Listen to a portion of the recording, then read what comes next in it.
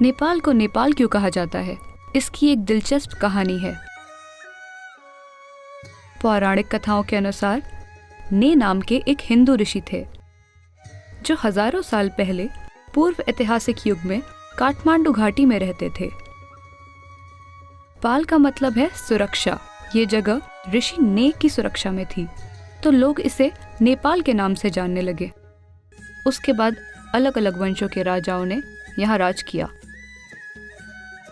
2008 से पहले नेपाल धरती का अकेला संवैधानिक रूप से घोषित हिंदू राष्ट्र था। 2008 में इसे संयुक्त लोकतांत्रिक गणराज्य और एक धर्मनिरपेक्ष राष्ट्र घोषित किया गया। इस देश की भूमि ऊंचे पहाड़ों और घाटियों से भरपूर है। दुनिया के 10 सबसे ऊंचे शिखर नेपाल में हैं, जिनमें पृथ्वी की सबसे ऊंची चोटी माउंट एवरेस्ट भी शामिल है। 240 से ज्यादा शिखर समुद्र तल से 20,000 फीट से ज्यादा की ऊंचाई पर है और यहाँ की मिट्टी उपजाऊ और नमी से भरपूर है और इस वजह से खेती के लिए उपयुक्त है। यहाँ सबसे पहले नेवार रहते थे जो अनूठी नेपाली भाषा बोलते थे। उन्होंने एक परिष्कृत शहरी सभ्यता का विकास किया जो हिमालय तलहटी की अन्य सभ्यताओं से बिल्कुल अलग थी। नेपाल की कला, शिल्पकला, वास्तुकला, साहित्य, संगीत, खेती और भोजन में उनका योगदान आज भी स्पष्ट रूप से देखा जा सकता है।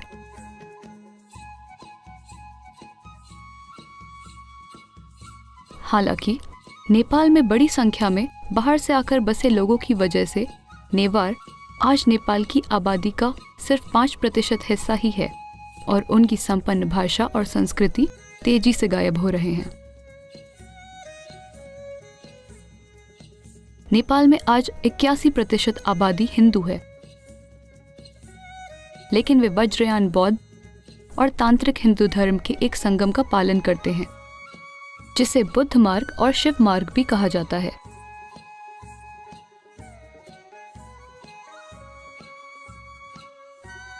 समय के साथ इन दोनों धर्मों के तत्वों को प्राचीन बौद्ध धर्म में मिला दिया गया, जिससे एक तीसरा अनूठा संगम तैयार हुआ जिसे तिब्बती बौद्ध धर्म कहा जाता है।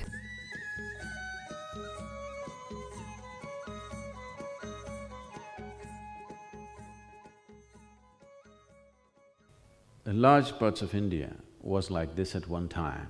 भारत का बड़ा हिस्सा एक समय ऐसा था कि पूरी जमीन को एक जीवित शरीर की तरह बनाया गया था। जिस तरह से मानव शरीर में ऊर्जा के केंद्र हैं, उसी तरह उन्होंने हर शरीर में ऊर्जा के केंद्र स्थापित किए। कई राजाओं ने अपने पूरे राज्यों को एक आध्यात्मिक शरीर में बदलने के इस महान और अद्भुत काम को प्रयोजित किया। नेपाल एक ऐसी जगह है जहां ये चीज भारत के किसी भी भाग से कहीं ज्यादा जीवंत है, सिर्फ इसलिए क्योंकि पूरी संस्कृति ने इसे सहारा दिया। आज भी नेपाल की 98% आबादी के लिए मंदिर जाकर मुक्ति मांगना उनके मन में सबसे ऊंची चीज है। ये चीज भारत में बड़े पैमाने पर खो चुकी है। हाँ, मुक्ति सबसे ऊंची चीज नहीं है, अमेरिका जाना सबसे ऊंची चीज है।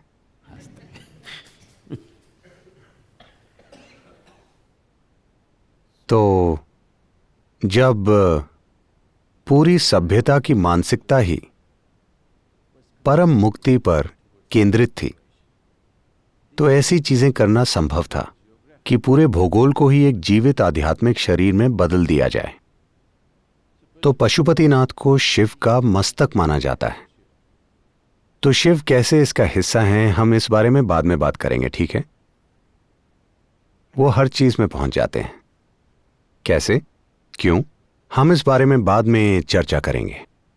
तो पशुपतिनाथ को शिव का मस्तक माना जाता है और उनका शरीर फैलता है, एक शरीर दक्षिण की ओर और दूसरा पश्चिम की ओर, एक सिर और 2 शरीर।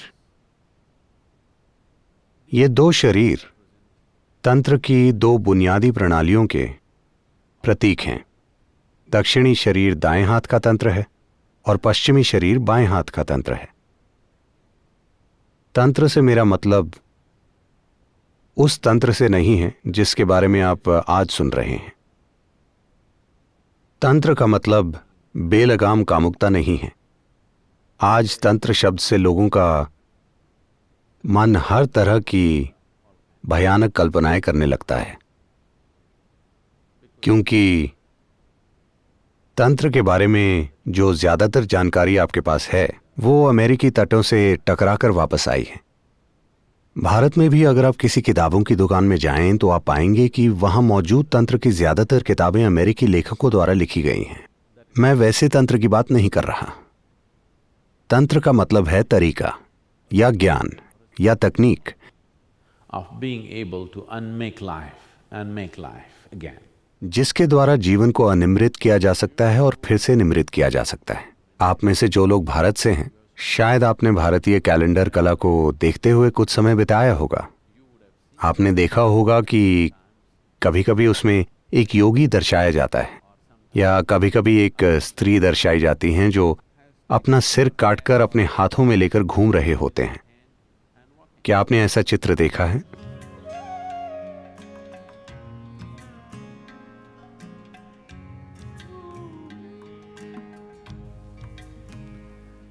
तो तंत्र की ये बुनियादी चित्रकारी आपको ये बताने के लिए है कि ये जीवन की बनावट के बारे में है।